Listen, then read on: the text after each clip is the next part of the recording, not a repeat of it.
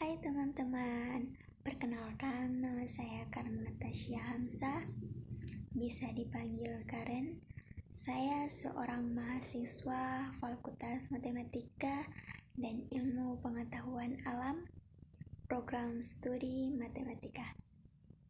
Saat ini saya akan mempresentasikan tentang sejarah dan kedudukan bahasa Indonesia. Kita masuk materi pertama, yaitu sejarah bahasa Indonesia.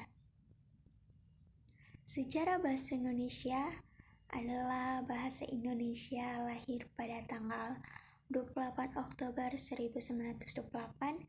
Pada saat itu, para pemuda dari berbagai pelosok Nusantara berkumpul dalam suatu rapat dan berikrar, pertama, bertumpah darah yang satu, tanah Indonesia; yang kedua, berbangsa yang satu, bangsa Indonesia; dan yang ketiga, menjunjung bahasa persatuan, bahasa Indonesia.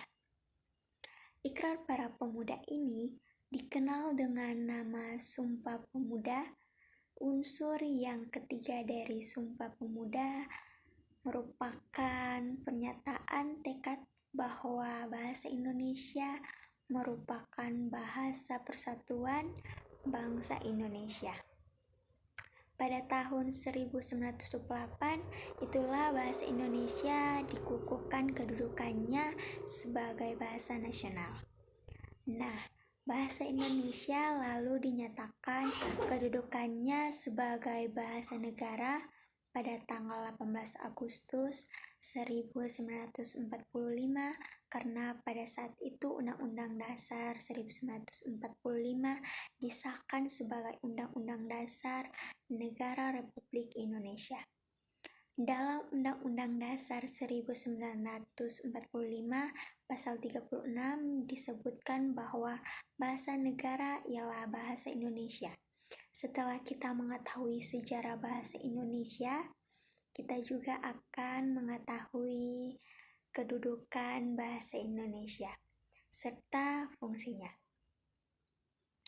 Kedudukan bahasa Indonesia.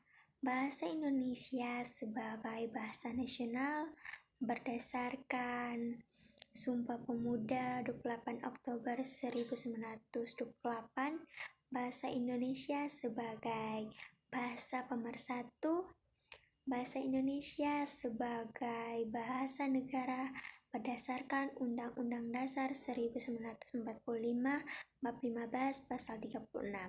Bahasa Indonesia sebagai bahasa resmi. Fungsi bahasa Indonesia sebagai bahasa nasional. Bahasa Indonesia berfungsi yang pertama, lambang kebanggaan nasional; yang kedua, lambang identitas nasional; dan ketiga, alat pemersatu suku bangsa; dan yang keempat, alat berhubungan antar budaya dan daerah. Dan sebagai bahasa negara, bahasa Indonesia berfungsi yang pertama, bahasa kenegaraan; kedua, bahasa pengantar pendidikan; ketiga, bahasa dalam perencanaan pembangunan; dan yang keempat, bahasa pengembangan budaya dan ibadah. Nah, teman-teman, segitu saja penjelasan saya tentang sejarah dan kedudukan bahasa Indonesia beserta fungsinya yang saya ketahui. Sekian presentasi saya. Terima kasih.